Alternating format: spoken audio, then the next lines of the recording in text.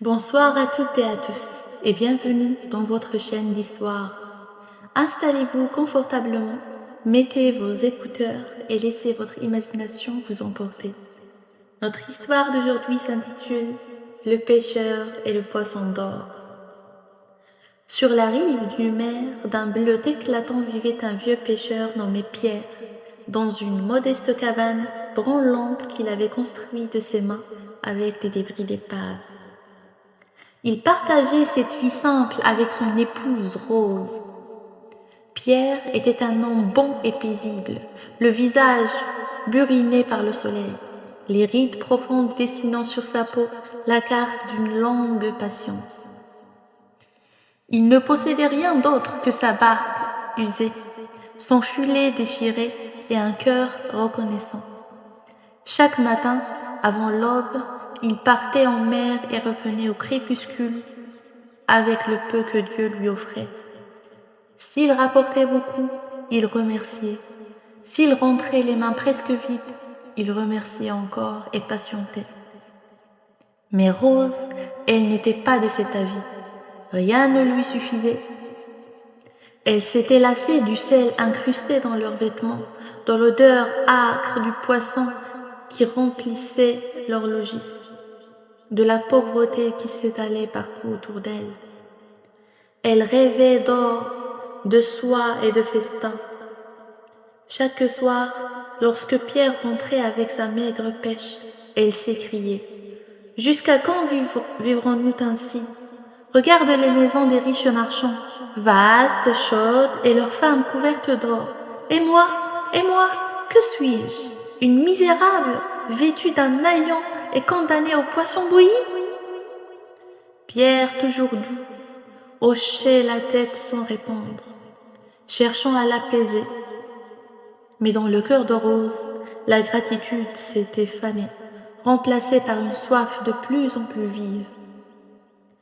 Un jour, le ciel se couvrit de nuages gris et la mer se fit hostile. Pierre jeta son filet encore et encore, sans rien rapporter d'autre que des algues visqueuses et quelques oursins. Épuisé, affamé, il décida de lancer une dernière fois son filet avant de rentrer bredouille. Il y mit toute sa force, et lorsqu'il le tira, il sentit un poids inhabituel. Il crut d'abord qu'il s'agissait d'un rocher, mais lorsqu'il ramena le filet jusqu'à la plage, il demeura pétrifié. Au milieu des mailles se débattait un poisson d'or, éclatant comme un joyau vivant. Ses écailles brillaient comme des pièces d'or, ses yeux rouges jetaient des étincelles, et ses nageoires semblaient tissées de soie. Alors que Pierre restait bouche bée, le poisson ouvrit la bouche et parla d'une voix douce. « Pêcheur au cœur pur, je t'en supplie, rends-moi la liberté. Je ne suis pas un poisson ordinaire, mais je suis la princesse de cette mer. En échange de ma liberté, je t'accorde 3 vœux que tu pourras formuler quand et comme tu le voudras. » Pierre n'en crut pas ses oreilles. Un poisson qui parle et promet des merveilles. Mais, fidèle à sa bonté, il pensa ni à la richesse ni au palais. Voyant la détresse dans ses yeux de rubis, il fut ému de compassion. Avec précaution, il la prit dans ses mains tremblantes et murmura « Va en paix, belle créature, ta liberté vaut plus que tout l'or du monde. Je ne veux rien de toi, car Dieu seul donne le pain. » Et il la relâcha dans la mer.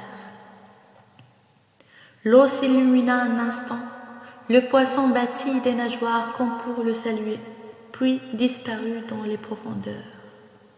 Le soir, Pierre rentra sans poisson, mais le cœur léger. Il raconta à Rose toute l'histoire, un sourire aux lèvres.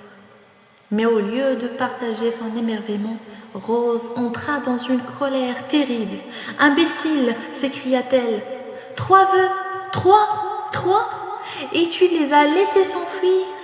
Nous aurions pu vivre comme des rois. » « Tu ne dormiras pas dans cette cabane avant d'avoir réparé ta bêtise. Retourne à la mer. »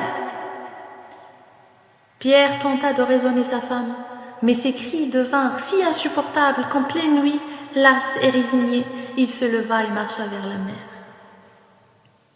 Sur le rivage, il appela d'une voix tremblante. « Ô poisson d'or, princesse des mers, si tu m'entends, reviens, reviens. » L'eau se mit à luire doucement et le poisson apparut. « Que veux-tu, pêcheur au cœur bon? N'avais-tu pas refusé tout souhait ?» Pierre baissa la tête. « Ce n'est pas moi, c'est ma femme. Elle veut une maison, de la chaleur, de la nourriture en abondance. » Le poisson sourit tristement. « Souhait modeste, qu'il soit exaucé, rentre chez toi, Pierre. » Lorsqu'il revint, il ne retrouva plus la cabane. À sa place se dressait une belle maison de pierre, au toit de tuiles rouges, d'où s'échappait une fumée douce. À l'intérieur, Rose l'attendait, radieuse. Une table garnie de pain blanc, de poulet rôti et de fruits luisants les attendait. Pour la première fois depuis des années, Pierre la vit sourire. Pendant quelques jours, ils vécurent heureux. Mais bientôt, le vieux poisson du désir revint dans le cœur de Rose. Les bijoux des femmes de marchands, leurs robes et leurs carrosses lui revinrent en tête. Une nuit, elle déclara : « Ce logis est petit, Pierre. Je veux un palais, des serviteurs, des jardins, de l'or et des pierreries. Va demander à ton poisson. » Pierre tenta encore de la dissuader. « Rose, la cupidité est une mer sans rivage. Sois reconnaissante, s'il te plaît. » Mais elle se mit à hurler. « Lâche! Si tu refuses, tu ne me reverras plus. » Alors, le cœur serré, il retourna à la mer. « Ô poisson d'or, princesse des mers, pardonne-moi. » Le poisson réapparut triste. « Ta femme n'est donc jamais rassasiée, mais soit, qu'il en soit comme elle veut. » Quand Pierre rentra, le palais d'un roi s'élevait à la place de la maison. Des fontaines chantaient, des arbres ployaient sous les fruits et des serviteurs s'inclinaient devant lui. Sur un trône d'or, Rose, vêtue d'un manteau de soie et coiffée d'une couronne, lui lança un regard hautain. « Oh, te voilà, Pierre! Regarde comme je suis faite pour la grandeur. » Depuis ce jour, Pierre vécut dans la splendeur, mais le cœur vide. Sa femme, désormais reine, ne lui parlait plus qu'en or. Et comble du malheur, plus elle possédait, plus elle voulait encore. Un matin, du haut de sa terrasse, elle contempla la mer et songea. Pourquoi être reine d'un palais seulement? Pourquoi ne pas régner sur la mer entière? Ce poisson m'a servi. Qu'il me serve encore. Je veux être la déesse des océans, que les flots et les poissons m'obéissent. Et elle courut trouver Pierre. « Va lui dire, ordonna-t-elle, que je veux être la maîtresse des mers. » Pierre la fixa, glacé d'effroi. « Tu es devenue folle, Rose? Tu veux défier le ciel lui-même? Ce que tu demandes nous perdra. » Mais aveuglée par son orgueil, elle appela les gardes.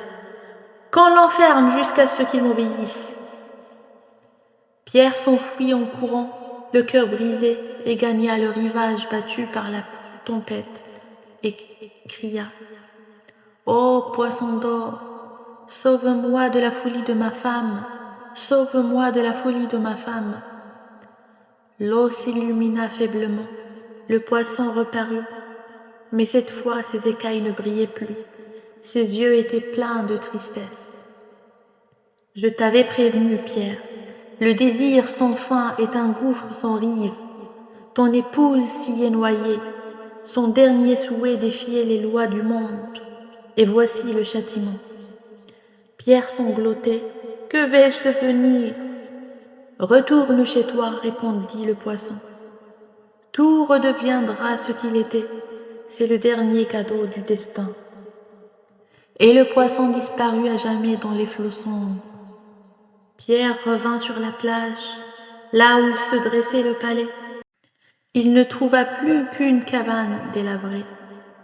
À l'intérieur, Rose était assise, vêtue de son vieux vêtement râpé, pleurant à chaudes larmes. Ils se regardèrent sans un mot. Le vent soufflait, les vagues murmuraient la leçon de la mer.